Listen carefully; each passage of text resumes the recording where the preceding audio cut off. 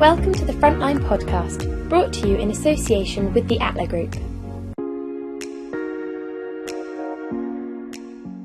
So we have a full room today. Thanks for joining us. Perhaps for our listeners, we'll start with some introductions, if that's okay. So perhaps, Lisa, you start with a bit of your background, where you're working now, and a bit about your business, and then we can work down the line.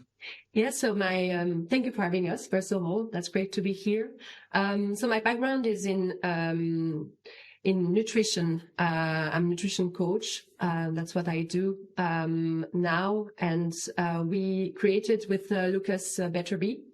And BetterBe is about creating solutions for companies in the corporate world to improve health and performance for employees and leaders. And one of your specialist areas in the nutrition space. Yes, and so I'm specialized in nutrition, and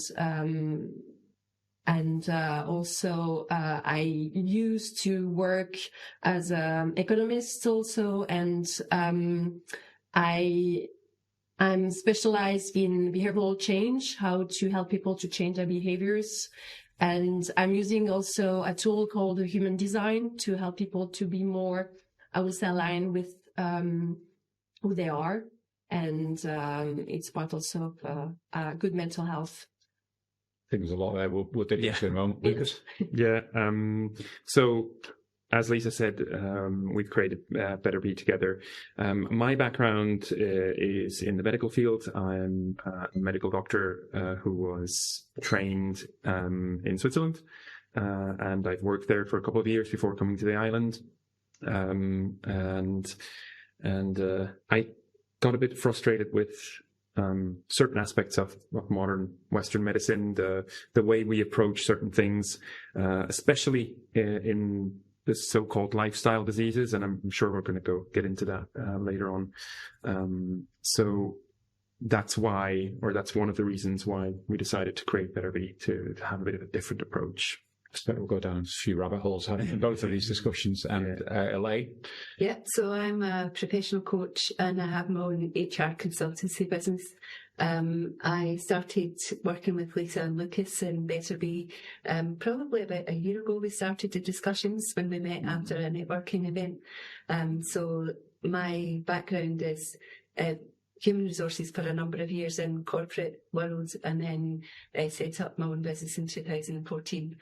And I've done lots of different types of coaching. I've studied transactional analysis. I'm currently finishing off a diploma in hypnotherapy. So there's lots of different elements that I bring into the coaching work. Yeah, I'm sure we'll all weave that together. So let's start diving into some of the subjects. So perhaps, Lisa, we can start with yourself. Let's dive a bit into nutrition. I don't think it's breaking news that nutrition is an important part of your well-being.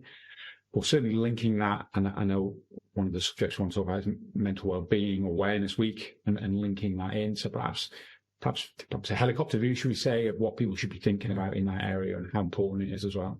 Yeah, it's really interesting because what we call nutritional psychiatry is quite new. I will say it's in the early 2000s that there have been a growing interest in the link between what we eat and our moods, our mindset, our mental health. And in 2010, there have been a first study really show that there is a link between processed foods and junk foods and our mental health. It has been the very first, I will say, the first clear explanation of the link between the two. And after that, in Australia, especially the university called Deakin University, they have created what's a new department called Food and Mood. And in 2017, they did the SMILES trial. And this trial has been the first to show the link between people that have been clinically, seen as depressed people with some symptoms of depression that improve their states, and even have been able just to totally be cured, I would say, or not be depressed anymore, thanks to a special diet that have been followed for 12 weeks. So what they did, they separated two groups of people. And one of the group were following a diet based on a Mediterranean diet.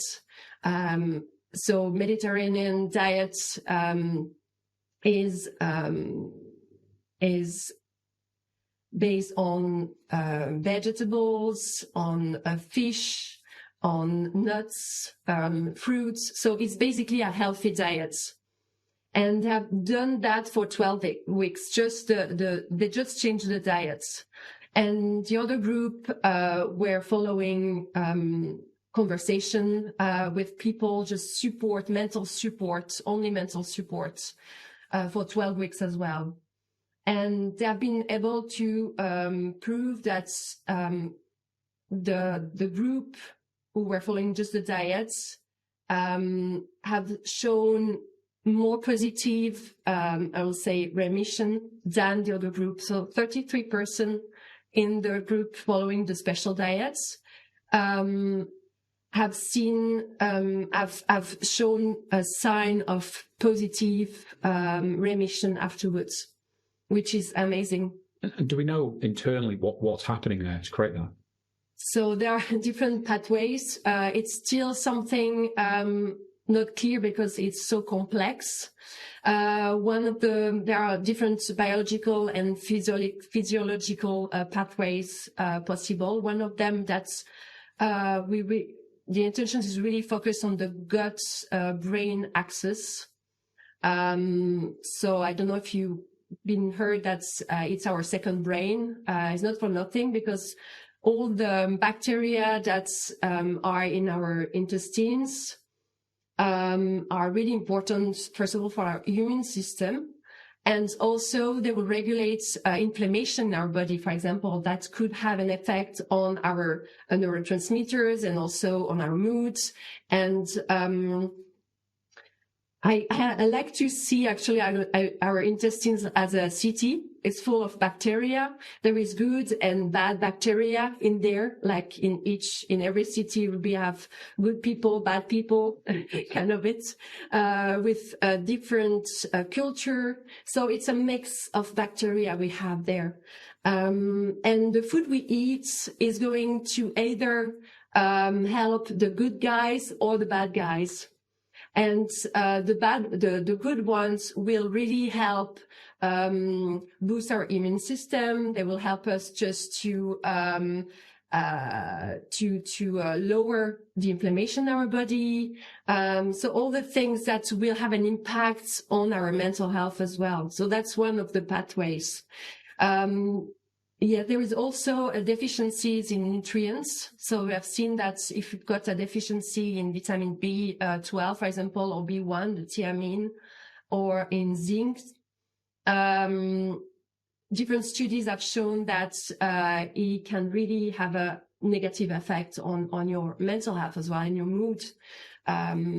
So it's still an ongoing studies to prove and to show the link between it, but it's complex, but we can more and more see more clearly the link between biologically and physiologically. I presume when you're dealing with clients then in the business space, that's the conversation around people are trying to hide the form as best as possible, and in their own life, it's filling that gap where they're perhaps not nutritionally at the level they should be to increase their performance. Yes, exactly. So when I see people that are coming to improve their diets, most of the time they will come for to maybe lose weight. It's more like, or to prevent some diseases or to cure them. But what I've seen over the years is the surprise from them actually to feel more energized, to perform better, to feel more happy in their life in general. just by changing their diet. So it's really something I've seen a lot with my clients, and that's what we want to bring with BetterBe, is really this holistic approach to improve people's mental health and not the health in general, actually. Yeah, I think if I can just jump in there, I think that's a very important message, is that it's not just mental health, it's overall health. The ancient Greeks said it well, it's a healthy mind in a healthy body, or healthy body in a healthy mind. I don't know which way around it was. But basically the two are linked, and if you are unhealthy from a physical point of view, so you might be overweight, or you might have high cholesterol and things like that, you're more likely to develop issues with your mood or with your mental health. And if your mental health is poor, then it's more difficult to motivate yourself to do some physical activity, to eat well. You're going to go for the easy choices and things like that. So the two are very much interlinked. And I think over the past couple of years, there has always been this how do you call it? They always talked about mental health, but it was in isolation. It wasn't. Yes, it was only just mental health, and you would speak to first aiders and things like that. And yes, that helps, but it's not enough. And I think we need to come away from that idea that it's just mental health. It is the whole thing. And I think that's, for us, a very important message, is that both go hand in hand. And you can't just, go speak to a professional about your feelings and expect everything will go fine. For some people that might work, for others not. But I think it's important to go on. Yeah, no, because I was going to say that nicely kind of segues into bringing in Elaine here, where we look at lifestyle and not specifically that diet, these changes can be quite daunting and difficult when we look to change and bring that psychology of the mind and body into it all. Mm-hmm. Very briefly, where would you suggest or think the best place is to start that discussion when you're looking at where would you kind of say the best place to look in terms of that psychology side to it all? So I think recognising what, if we go back to what Lisa was saying there about the effect on the mood, there's many different things that affect the mood. But if someone is at the top of their performance, they're generally able to talk about how they're feeling and what they want to do and eat a good diet. So when people start to think that they're having a problem or there's something they could do better, that's generally when people will come and talk. And talking about your feelings is still a bit of a taboo, although there is a lot more in the press nowadays about mental health. People are still a bit reluctant to go and speak to a coach or go and speak to a doctor. I've got a problem. And it's not always about having a problem. So coaching, especially, is usually for people who are wanting just to remove an obstacle or to get a bit better at what they're doing. So generally, I think having the courage to speak out and speak to someone that they know they can trust.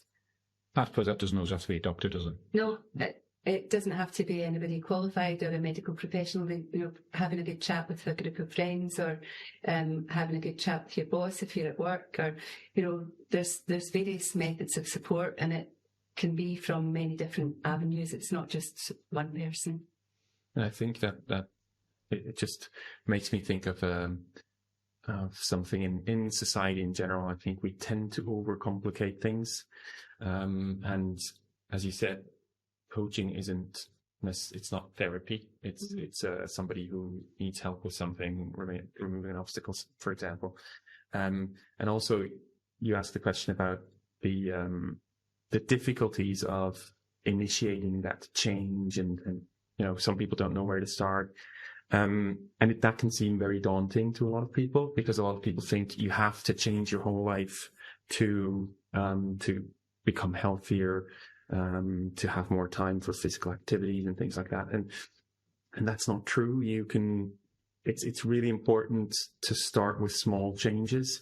And if you have someone who has experience, not necessarily hugely qualified, but who has some experience and some qualifications in helping people to implement some small changes. And what Lisa said before with this SMILES trial, it sounds very, well, it is scientific and everything, but it's, when you talk to somebody and you talk about a study, then it's like this big thing, and it can be a bit too much. But actually what they did is they just told people to eat normally. It's not a special diet. It's what we should be eating, and we've come away from that because of, technology and the way society works right now in the Western world. And we're eating too much processed food, and it's really not that difficult. It should be simple. It can be. Why is it not simple? Sorry? Why is it not simple? Well, it is simple. It's not easy. I think because I think, well, I'm sure there's many reasons. Yes, temptation is definitely one. But then there's a lack of knowledge, and at the same time, too much information. So people who aren't sure about what they want to do or how to start, they start looking on the internet, and there's so much information out there, and everybody's saying that they have the holy grail and the magic pill and everything. And actually it's much simpler than that, but for some people, it might seem too simple. So they think, well, it's not going to work. It's too simple. I have to follow something a bit more complex. And it's just giving you those tools to introduce new habits and new behaviors. And I think that's where a lot of people find it difficult. For example, if you want to, we all know too much sugar isn't good. A lot of people don't know how much sugar is hidden in all the things that we buy every day. Breakfast cereal is a great example. You see breakfast cereals, they're advertised with, oh, you've got all the vitamins you need. You've got vitamin B12, you've got thiamine and all that. So people think it's healthy. But then if you look at the label, you see that it has 3 or 4 cubes of sugar per serving. And it's just, people don't know about that. So educating people around that is important. And then telling, and people learning that instead of the sugary morning cereal, breakfast cereal, they can get some just simple oats.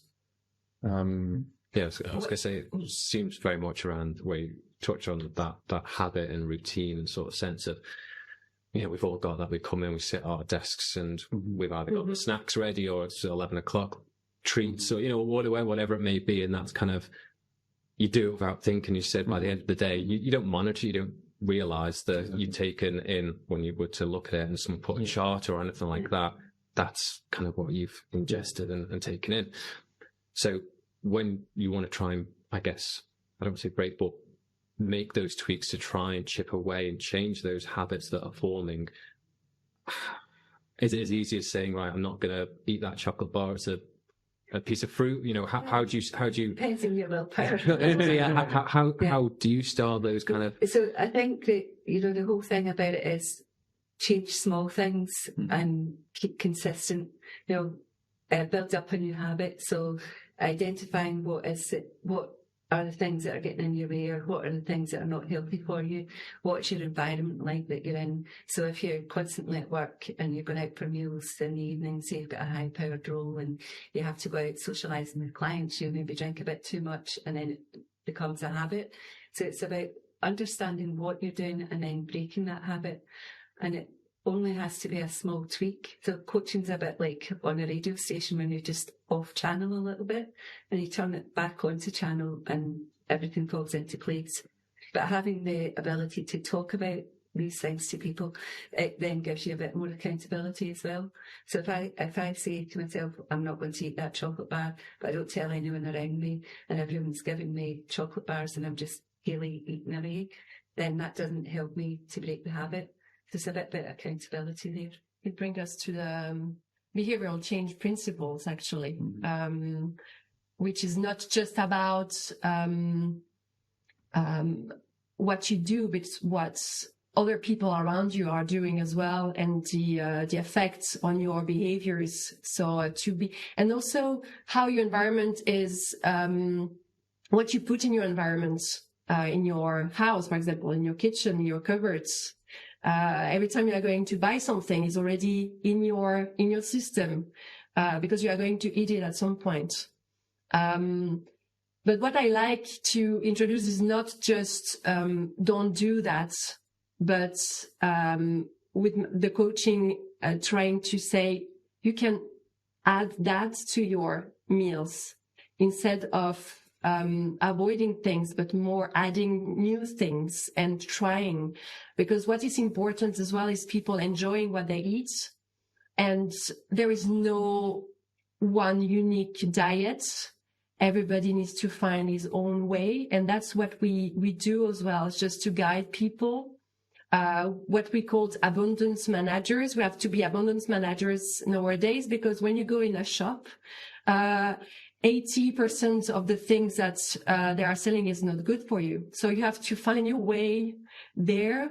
And we don't have time to go to the farmers market anymore, when actually we could see our time differently and maybe make room for those moments when we could go to the farmers, or maybe, just go to a shop where they sell local products or raw products. But after, someone will say, oh, but I will have to cook, that I will take time to cook. But a good diet doesn't have to be complicated.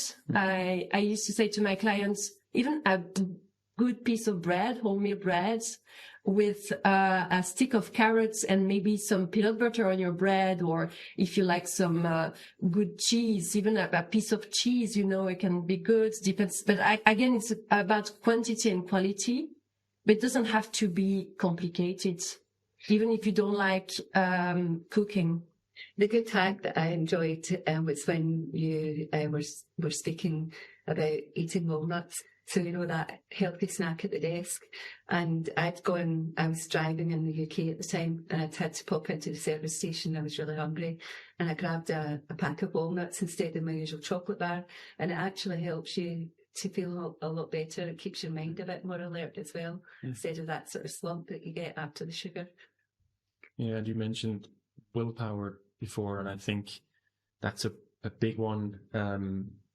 And anybody who's interested in behavioral change or in changing their habits, I would definitely recommend a book called Atomic Habits by James Clear, which is brilliant. And he talks about it a bit as well. And I think willpower, it's important, but it might also be a bit overrated in our days, because people think, oh, I just don't have the willpower, and they don't even try to change something. And then you look at people who are changing things fairly easily and go, they've got great willpower, but it's not something that you're born with. Everybody has willpower. But it's just that people who seem to have more willpower, they have systems in place to not be tempted as much. And I think that's a really important thing, to get these systems in place. And also to realize that willpower is a finite resource. So when you're rested, when you're well fed, then you have a lot of willpower. You can say no to chocolate at that point. But when you get home in the evening, you've had to make loads of decisions, and you're hungry, you're tired. Well, then your willpower is depleted. And I think that's something interesting to realize as well, and it links to mental health again, I guess. And willpower, your willpower throughout the day gets used up by every decision you have to make. So again, if you have systems in place that help you automate certain decisions, and I always like to use the example of Barack Obama. When he was president, he had two suits. He had a gray suit and he had a navy blue suit.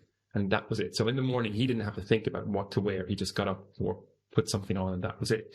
So he didn't use his willpower on deciding small things because he needed it for big decisions. And I think that's something we can take away for all of us. If we are able to automate the small things, the small decisions that drain our willpower, then we have more left for the bigger decisions, which then helps us with work performance, sport performance, any But a lot of it's about putting boundaries in place as well. So once you've got your boundaries in place, it's much easier to make the right decisions for you, and you know what you want to do and what you don't want to do, or what you can and what you can't. I think Steve Jobs was the same. He only wore black, didn't he? Just saying black. Yes. And that's possible. on that really small level, it's such a micro decision, isn't it, every day? But I suppose that compounding effect of making that every day. Yeah. It's interesting. So if we just think about psychology as humans, we've obviously evolved to protect ourselves, look after ourselves. Why then all these kind of, let's say, not so good things happening on our left side of bad food, bad habits, that we keep diving into it? Because ultimately we're driving our species in the wrong direction by doing that. What is that? Also evolution not just caught up to that? Yes, I think there's a big part of that is the fact that our instincts are still very much the same as they used to be when we were hunter-gatherers. Get food, get fuel. Yes, because when back in the day, you were never sure when your next meal was coming. So you were automatically drawn to high-calorie foods, which, with sugar, fat, all that stuff. And that keeps you going for a long time if you don't have access to food. Now that was for, tens of thousands of years, that was the case. And now we're in a situation where over the last 50 years, maybe over the last 100 years, maybe, we don't have to worry about where the next meal is coming from. We can go to the shops. We have everything we need all the time. But the instincts haven't changed within 50 years or 100 years. 1,950 years will be okay. Yeah, exactly. So, no, I think that's important to acknowledge as well, is that our instincts just haven't caught up with us yet. And that's why we like to talk to people about becoming an abundance manager, because it is difficult to, be in front of all this abundance and having to say, okay, I don't need this right now, because your instinct is telling you do. You need that chocolate bar right now. Yes. Because what if tomorrow you don't have the chocolate bar, or you don't have anything? And marketing is very powerful. And marketing is very powerful as well. That's another topic that, we could do a whole podcast about, I guess. But I think there's a lot of factors, obviously.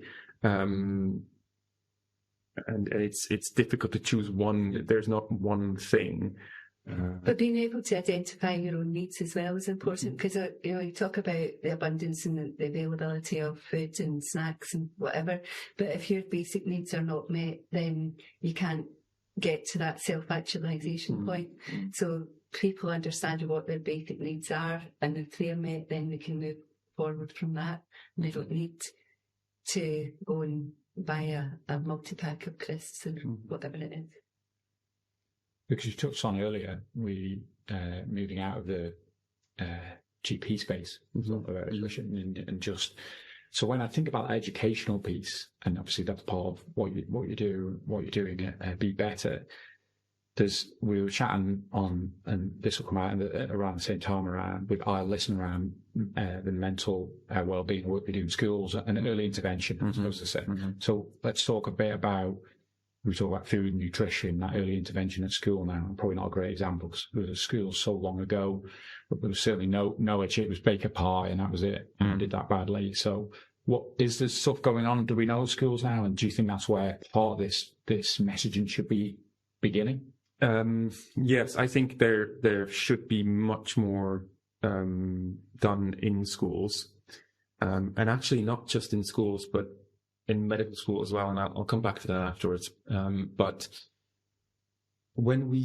so maybe as a bit of background, obviously we're Swiss, and we only came to the island 4.5 years ago. And in Switzerland, kids go to school and they go home for lunch. So they have quite a big break, 2 hours, I think. And so it's not something where schools are confronted with having to provide food for the students. And so we came over here and we saw that kids ate in school, and they had the choice between packed lunch or school dinners. And we thought, well, we'll try school dinners, see how that goes. And we were quite shocked by the offers that were available. It's really, really not good enough for our kids, because as we know now that the nutrition we have has a huge impact on the mental health and on your mental capacity or performance. These kids could be learning even more if they had a better nutrition. And I think, as an example, it's usually jacket potato or it's chips, or it's very, very heavy it's carb heavy and it's fat heavy. And so the kids in the afternoon, they're probably just like, sleepy and busy digesting.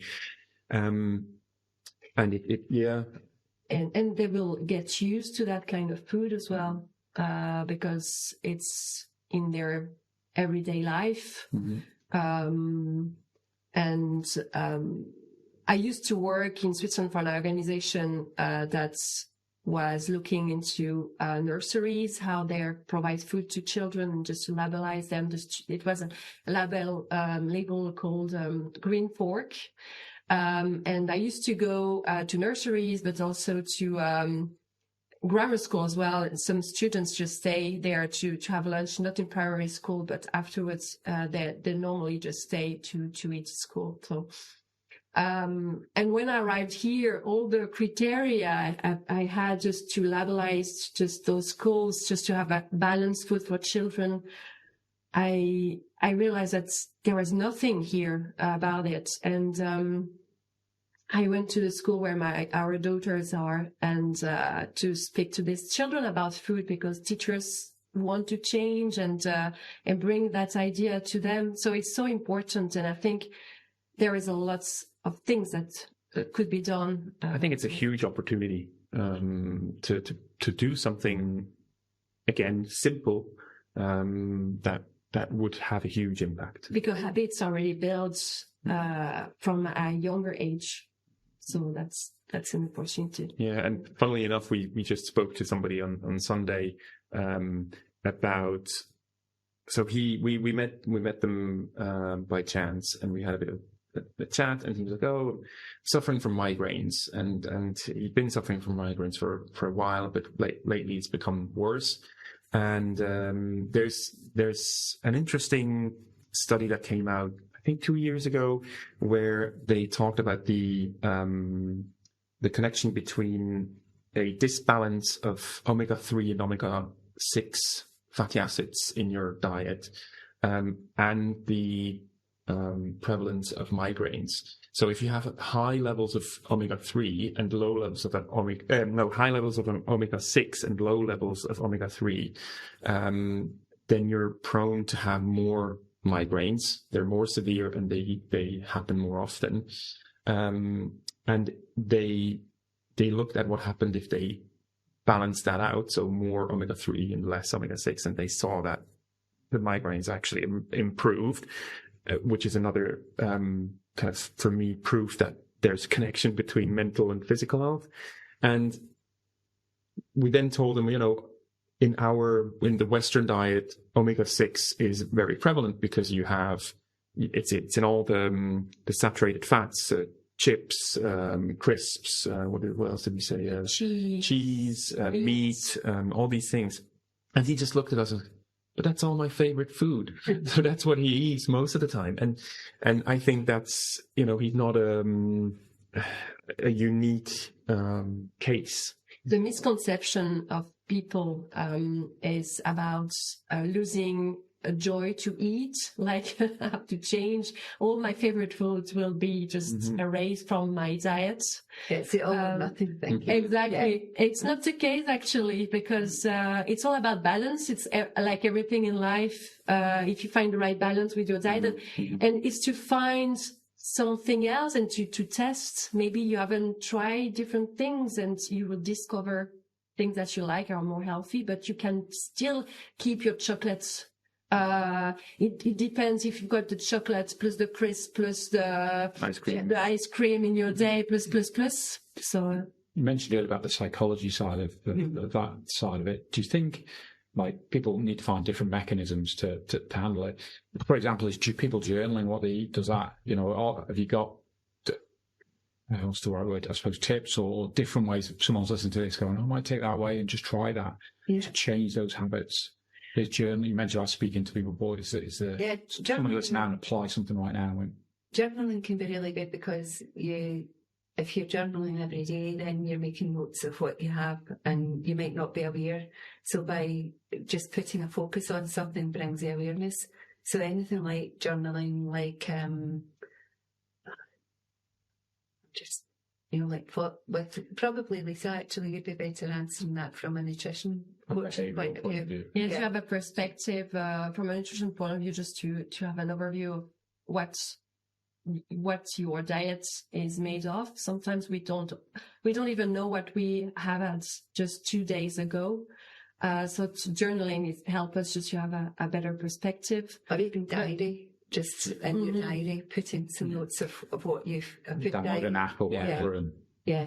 There's some good apps around actually, and I was doing a program with a fitness coach, and it was about there's an app called Fitness Pal, I think it is, and you can record the levels of fat and the proteins and the carbs in your diet, and it gives you like a score and it tells you how much you've had of your daily intake, and I found that really powerful especially from a fat content.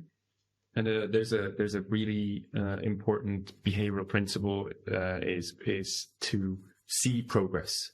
If you want to introduce a new habit, you want to see the progress, and a very simple way to do that is to track your new habit. So let's say your new habit is I've got a fasting app as an example. Yes, that would be something. Yeah, but if you'd say I want to, instead of having a chocolate bar at work for a snack, I want to have a healthy snack every day. I want to have an apple and a few nuts, and that's it. And then you track that every day. You have that snack. You just tick box on your calendar. It's as simple as that. But that's all about as well having a goal, isn't it? Identifying your goal at the beginning and then working towards that goal, and that can help people to really make a change in their habits if they identify what it is they want different. And what would you say? Because often I think that the people do that 10 days in, they'll have a bad day. Yeah. I think often people then the habit is then just to fall off, and what's the psychology then around being able to pick yourself up a day later and go again? I think the psychology is around not holding on to if you have a bad day, because we all learn from these things, and having one bad day or 5 minutes out of that day doesn't mean the rest of 24 hours is going to be bad. So just trying to encourage people to acknowledge that they might fall off the wagon or have a bad day with the snacks that they're eating or whatever, but that's okay. Just get back on your plan again. There's a good one as well there to say if you have a bad day, it's one day. If you have a second bad day, then you're starting a new habit. And I think one of the things that works well in those cases is the accountability. So if you have someone that, as Elaine mentioned before, if you have somebody you told that you were going to do this, that helps already. You can even make an accountability contract, for example. That's not me inventing this; it's James Clear. But yeah, there are certain techniques and certain systems that you can put in place to help you with that sort of thing, and to just make it a bit easier. Yeah. I think we talk about 21 days is typically a time to get a new habit and get it in your routine. The story I always tell people that are interested, I used to always wear my watch on one arm. And when somebody told me about the 21 days, I was like, that's interesting. Does it work? So I mentally then started putting my watch on the other hand, and I had to physically think about it, if physically thinking's a thing, every day, to a point where I just no longer think about it. And it was roughly around 3 weeks when I was just like, I no longer think about putting it on my left hand now. It's just, I've broken that habit and I created a new habit. So it's true what they say. It's just on that habit. But there's also some thought around it that it doesn't take 21 days to create a new habit. And there's another book, Tiny Habits, it's called. I can't remember who the author is, but he talks about the consistency piece. So it's, once you identify I no longer want to do that anymore, that's your new habit. It's started to form already. So it doesn't have to be 21 days. Yeah, no, absolutely. I guess it's that mental battle, 21 days, to the fact that you don't think, I want the chocolate, you just pick up the banana. Yeah. Just want to go back to the school thing quickly. We talked about the feeding of children in school, but the in the classroom element of that, again, should there be more education at, I guess, so maybe at high school level up where within the curriculum, and maybe there is, I don't know, where they're talking about these are the foods you should be eating, these are the foods you should be staying at, but having an educational conversation, I guess, like this. I think it will be really important. I don't know the situation in high school either. I know I spent a year in the US when in high school, and there was the option of taking a nutrition class. So not everybody had that took that option, but I learned a lot then, and I thought it was really, really valuable. And I think the younger the kids are confronted with that and learn about it, the better it is. And I think it would be important if they're younger, if they're in primary school or even secondary school, to do it in a playful way, so that they have fun with it. Because again, it's not a hugely complex issue, so you can have fun with it. And actually, that reminds me of the thing I wanted to talk about before as well. Is in medical school, as doctors, we don't get enough education around nutrition. So I always tell the same story. It's when it was my third year. So the first 2 years is more physics, biochemistry and all that stuff, and anatomy. You get the basics in. And then the third year, you start talking about the different diseases and about treatments and things. And we had one of the first lectures about diabetes, type 2 diabetes. The professor who came in, he said, okay, so the most important thing to treat diabetes is lifestyle measures. And then he moved on to drugs and all that stuff. And he talked for an hour about the different types of medications that you can use for people with diabetes. And that's just all wrong, because especially with something like type 2 diabetes, which is a lifestyle disease, you can do a lot with your lifestyle, with your nutrition, for quite a long time, before getting to a stage where you would need drugs. And people don't know about it, but even we as doctors were not taught about how can I advise someone about their diet.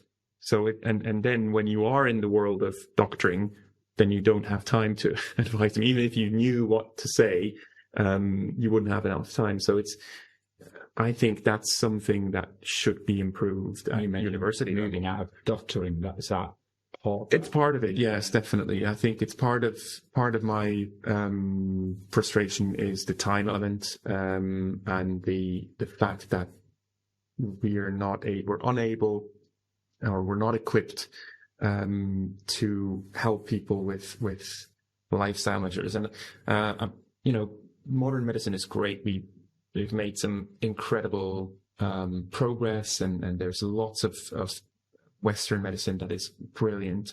But I think with the lifestyle diseases, we've kind of missed a train, and we should do something differently. I think that's where you and Lisa can work really well together, though, because Lisa's got the nutrition background and able to bring that in. And we've spoken a lot about food this morning, but we haven't really spoken about drink, whether that's alcohol or whether it's swapping out water for your fizzy drink. And, a lot of the kids nowadays, they'll have the can of Coke or whatever it is. No pushing the Coke, but it's easy to, it might not be easy, but it's much better to swap out water for fizzy drinks. And then you've got the napping thing, It's a big topic, yeah. Oh, that's on the list. Soft drinks are definitely a big topic. Yeah, and a big cause of diabetes, aren't Yes, they? A big contributor. And actually, it's we talked a lot about just nutrition, but someone would like to improve even his physical health, but is in a situation where he's struggling with in his couple or at work, that can really have an effect on his capacity to change, even to improve his diet. But that's where actually we find that collaborating with Elaine, not just on the physical aspects of it, but just really bring Elaine to look at the environment and all the barriers, and also the other elements in their life that could really deprive them from changing something. That's where we realize that it's really holistic approach that we should have on dealing with mental health conditions.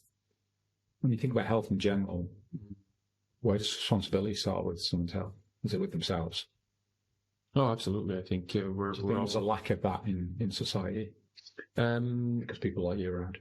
Yes. So we can blame you.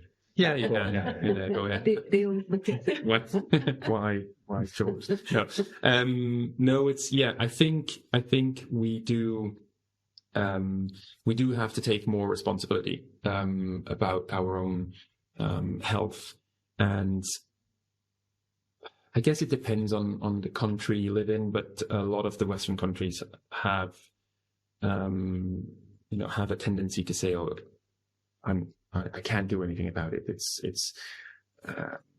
the government, or it's the media, or it's the big corporations, the food producers, and everything." And yes, they play a role, and they play an important role. But I think in the end, it's us who I buy the Coke, or I buy the crisps and everything, and so there's definitely. We are responsible for our own health. I know you say that, but I also find it interesting because when we've been talking about environments, situations we've been put in, we've come back to schools not being set up properly, potentially in the right environment, and businesses, home. And that kind of comes back to kind of the first question, was that it's quite daunting for someone if the environment you're set in on conductive for that sort of mentality. It's kind of, how do you start? I know you're saying it's on you as well, but it's getting, I guess, that education, the systems, whatever that may be, in place, so that responsibility, that decision, that ownership isn't, I guess, is harder for some people in that sense, because obviously, what's happening right now isn't the best option, because, say, you can see the studies, you can see the health, the way things are going. I guess a really hard question going. Well, your circle of control, so the things that you can affect and you can change, that's where you can work. The rest of it doesn't matter. It's only what you can do, and you can change yourself. And I think it was Gandhi, wasn't it, that said, the wise man can change himself, but you can't change the world, but you can change yourself. So it all kind of starts and ends with the individual. It's interesting, circle of control. Why do you think we're letting humans worlds looking outside it? Well, a lot of it's about the sort of things that we're getting hit with social media. There's so much on, there's so much to absorb. And if you don't stop, if you get caught up in that hamster wheel, you don't take a step back and say, well, what can I actually affect? Because it can be overwhelming when you've got so many things coming at you. And if you take the time to step back and just say, well, what is within my sphere of control? What can I influence? What can I change? Because the rest of it really doesn't matter. Very good. Yeah, I think that comes back to it's simple, but it's not always easy. And obviously, if you are in an environment where everybody's eating an unhealthy diet, nobody's going out for some physical activity or anything like that, then it is more difficult to make those changes, definitely. But the responsibility to try still lies with you, I think. And if you don't know where to start, well, then you can always find someone to help you find out where to start. And there is another thing as well. We where we are in an environment that is not, I would say, supporting our health. We can either try to do it anyway, just maybe we have family strong enough to support us. Even, for example, if at work we don't have this support, but we can still try to change things, to implement new things in our environment, or to maybe show other people, because at the end of the day, we like to see what other people are doing. So if we see someone doing or changing his behaviors, as a human, we'll be more tempted to be curious, to be curious things like he's changing his diets, what he's doing. He feels like he's more energized or he feels more happy. So I might like to do the same, or I might like to ask him or her what he's doing to do that. So I might like to change my own behaviors, that encouraging people like that. And we have also a program for leaders, and we would like, or we see that leaders who can bring also example in their company, it would bring people to change more, because at the end of the day, they are the leaders. They are still in our society. We see them as someone who has to lead by example. So it will also encourage people. It's not just about nutrition or physical health, but also mental health, just mental health in terms of mindset, mood, the mentality and the culture of the company. It's the same at home as well. How you encourage your children, and at school should be the same. So it's all about the environment and all the support as well. So touching on the looking at yourself to try and learn more, what books or documentaries would you say, if I can get let's say your key one, if I can be that mean to you and say key one, outside Atomic, what do you use for that? Your answer. So what key one would you say is if I can get one from each of you that you'd recommend for the person listening? Again, I think I'm going to say another one as well, but Atomic Habits really is great, because it doesn't matter what you want to change in your life. It doesn't have to be nutrition. It can be anything. It gives you a great basis on how to look at your current situation, how to find out actually what habits are supporting you, which habits aren't, and how you can change them. What can you put in place to give yourself the best chance to do so? I've been fascinated by that book. So that's definitely top of the list. Another one that I found really interesting is it's not the Productivity Ninja. It's the other one. It's so there's I can't remember what the author's name was, but he was written a few books. The big one, the first one was Productivity, How to Be a Productivity Ninja, I think. And then he did a similar one on nutrition with a nutritionist, so they work together. And he talks about hacks and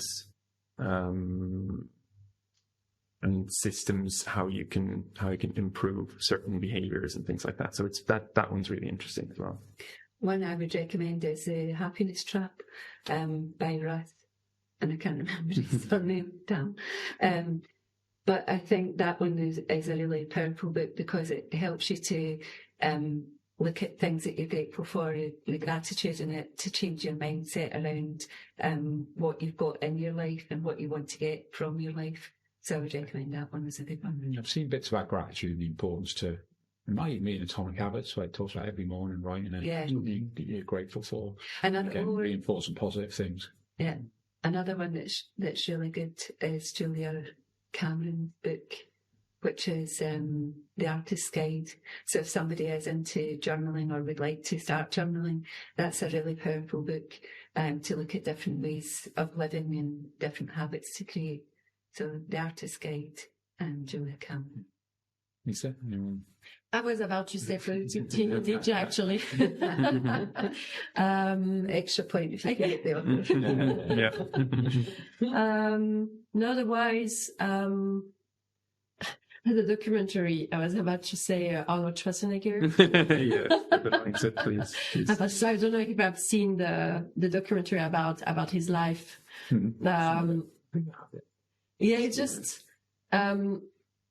It's just because I think it's a good example of someone who is really aligned with who he is, and just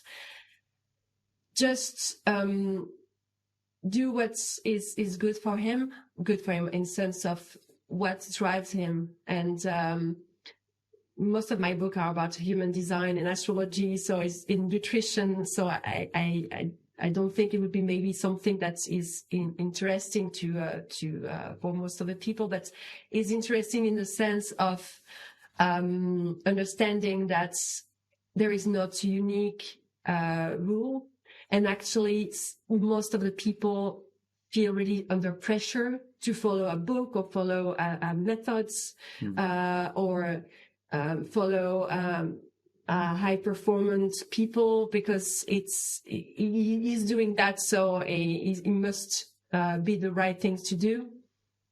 And more the pressure people are, the more they are tempted just to do nothing at the end, or to try and to say, oh, actually I can do that, so I must be really how do you say, hopeless, yes. Or self-confidence can be really triggered by that. But then that comes back to mindset, doesn't it? It's whether you think you can or you can't do something, you're probably going to be right. So just to finish under the hour barrier in 3 minutes. Sorry to go across you there, Matt. Nappuccinos. You got them. All right. Yeah. Talk us through a nappuccino. Yeah. Right. So an nappuccino is something I've come across in another book that I listened to, which is called When. And basically it's around how to maximize your energy throughout the day. And naturally, all of us, we have a circadian rhythm. And you're either so there's three types, basically, broadly speaking. There's the larks, the early risers, or there's the owls, which are the late, the people who go to bed late at night. And then you have everybody in between.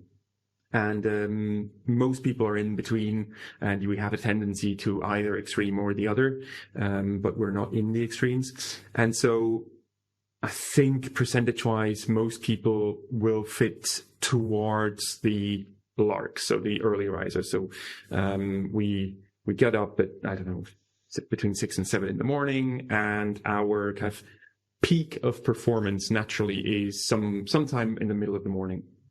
And then our energy levels go down, and we have a bit of a trough in the early afternoon, and that's followed by a rebound late afternoon, and then you feel better again. So a lot of the question is, how can I minimize that dip in the early afternoon? You're not going to get rid of it completely, but you can minimize it.